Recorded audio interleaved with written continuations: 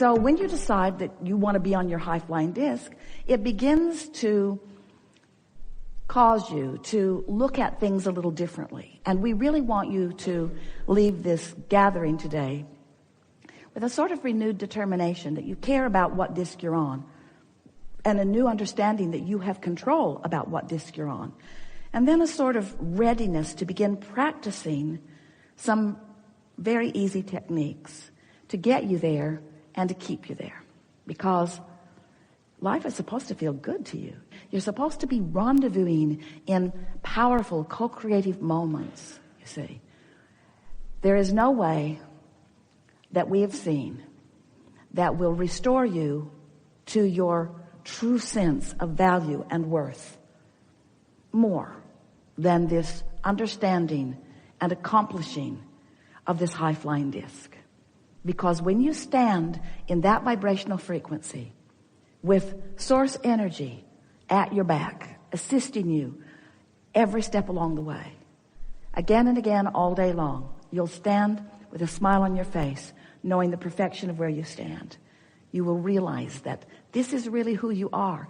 This is who you are meant to be. And anything less than this is just not enough for you. And you can do it. It's not a difficult thing. So if you've been following us for a while, you've been reading books. We've written lots of them. Stuffed them full of processes, lots of them. And today we're going to offer to you a process that we want you to know trumps all of them. Doesn't render them ineffective. It's just the process of all processes. Because it's the process that will accomplish the most for you. It will get the most done for you. It will put you in the strongest place of positive attraction. And it's the easiest thing to do. Sort of like a magic pill, it seems. But it will take your deliberate attention and your readiness to find resonance with who you are. Have we convinced you so far that you create your own reality? Have we convinced you so far that you live in a vibrational universe? Have we convinced you so far that your vibration matters? And have we convinced you that the better you feel, the higher flying you are, that the better your point of attraction is in terms of the more you will like what begins to manifest? So here's the process. When you wake up in the morning, that's your best opportunity to stay on the high-flying disc, because you were on it when you woke up. Just like you were on the high-flying disc when you were born, before you were oriented toward trouble. You're on that high-flying disc when you wake up, and here's the reason. We're just going to give it to you in a very bold statement. While you slumber, your momentum of thought ceases. Now, that doesn't mean that you can't wake up in the morning and pick up right where you left off. But if you don't do that, you have a better opportunity to find that high frequency. So we encouraged Esther to do it. It's been a few months now. We encouraged her, when you wake up, find a thought that feels good. And at first, just the pressure of finding a thought that felt good kept her from finding one. The first day, she didn't even make it until breakfast before she was soaring down some trajectory that she didn't mean to soar down. But we convinced her, and she was committed, that every day she would wake up and reach for the best feeling thought that she could. And she discovered that the more general the thoughts were, the easier they were to feel good. In other words, if you wake up and start pondering a problem, you're off your high-flying disc before you even realize that you're on it. But if you wake up and stay as general as you can, finding something that's very easy to appreciate, you sort of kind of have to ask your family or set your alarm a little early so that you have a little bit of private time before the world descends on you. Because the world is going to descend on you pretty much like it has been descending on you. And there is a momentum or a trajectory that's already been going.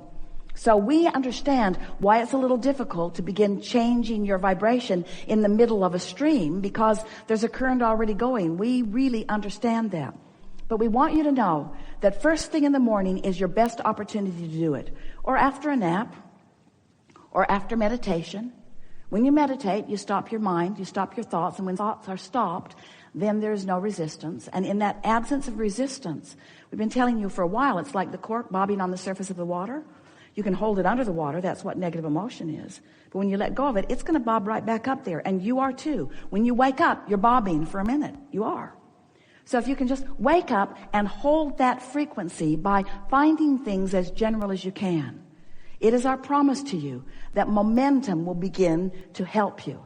You'll begin to feel the momentum until one thought will lead to another and another and another. Now, when you first begin this conversation is not all that satisfying, because we're encouraging you to a concept, to a time of day, to a deliberate focus, and to a result that we promise you will get. But the result will not be manifestational evidence for you for a while. So you're going to be applying this for the singular manifestational evidence of some good feeling emotion. In other words, you're going to be looking for the manifestation of relief. You're going to be looking for the manifestation of joy. So what we want you to understand is that at first you won't know for sure, but if you will continue and continue and continue, eventually, we're talking about a few days, there will be enough momentum that there will be changes in the way the world is treating you. People who have been one personality will be different when they're with you, or they won't be with you at all. People that you're not used to rendezvousing with will begin rendezvousing with you. Everything in your life experience will change when your point of attraction changes. So that once you get 30 days of this under your belt, you will know for sure that's when we would love to have a conversation with you. That's when we really want to hear, not the subtle, but the vast differences in the way the world is treating you, the way the world is responding to you, the way your point of attraction has shifted. So we're going to give you a little precursor here, and then we're going to open to any conversation that you want. The first thing that happens once you begin to sustain this alignment on this high-flying disc, the first thing that happens is emotions manifest that feel good. That's really the first thing that you're going to be aware of. And we so like calling those emotions manifestations because they so are. The next thing that you're going to notice is thoughts will begin occurring to you. Ideas will begin flowing into your mind. You'll feel clarity instead of confusion. You'll feel sureness instead of sort of awkwardness. You'll begin to notice that you just feel better in the moment. The world will look better to you. And the reason for that, we're just going to tell you. You're going to have to practice it to know it, to feel it, to really know it. But we'll give you the words about it. The reason that you feel clear, the reason things look better is because you've achieved vibrational alignment with the source within you, and you're seeing the world through the eyes of source. You are now a blended being having this experience. You see what we're getting at? So people who are usually complaining won't show up so much in your life experience. And when they do, you won't feel inclined to help them beat the drum of what's going wrong. You're going to find and like your alignment. Esther said, I'm becoming a sort of vibrational snob. And she doesn't mean that she doesn't adore everyone. She just means that she likes so much feeling good that she really prefers to hold herself in a place that feels good. Now, at first, when she slipped off this high-flying disc, the next thing she was angry at herself because she felt like she had jeopardized her alignment. And she said to us one day, Abraham, I refuse to accept that I have to wait all the way until tomorrow morning to get on my high-flying disc. You've given us enough processes that surely there's something that I can do. But she also discovered that it's really easier to wake up there and stay there than it is to climb back up there after you've fallen off. So we just want you to be easy on yourself. If you're having a bad day and someone says, what's wrong with you? Just say, I fell off the disc, okay? Okay? I fell off. And then don't continue the momentum. And you were there when it happened. I blame you. I was there till you came. Because that's not how it ever works, is it? So, as we visit with you here today, we want to talk about this momentum. And we want to bring you to the place of really understanding that when you are in vibrational alignment with who you really are, when you've practiced yourself into that vibrational frequency so that you are predominantly there, that's when you actually begin to live your life in the powerful, co-creative way that you've intended. That's when true life begins for you in the way that you planned. That's when you really get on the trajectory that you intended when you made the decision to come here to begin with. So, over time, we said to you, you create your own reality and you get what you think about whether you want it or not. And then we began to explain to you that when you know what you don't want, you launch a vibrational rocket of what you do want. Now, that was never a very satisfying conversation for you, because we're talking about rockets that you can't really see going into what we began to describe as a vortex. Oh, that was fun. The vortex of creation. It was such a good concept, such a good way of explaining to you. We wrote a whole book about your vortex, saying to you, get into your vortex, get into your vortex. Because when you've launched a rocket about what you want, and you've done it and done it and done it and done it and done it, there is a reality, a vibrational reality that is ready to reveal itself to you in full manifestational form. But you've got to be a vibrational match to what you're asking for. So we began talking to you about this vortex of creation, and many of you resonated with it. You got the idea of it, that there is a vibrational reality that is in place before there is a manifested reality. But it's hard for you to make that jump in most cases, because you are so accustomed to translating things visually and auditorially and with your nose and your fingertips and your tongue.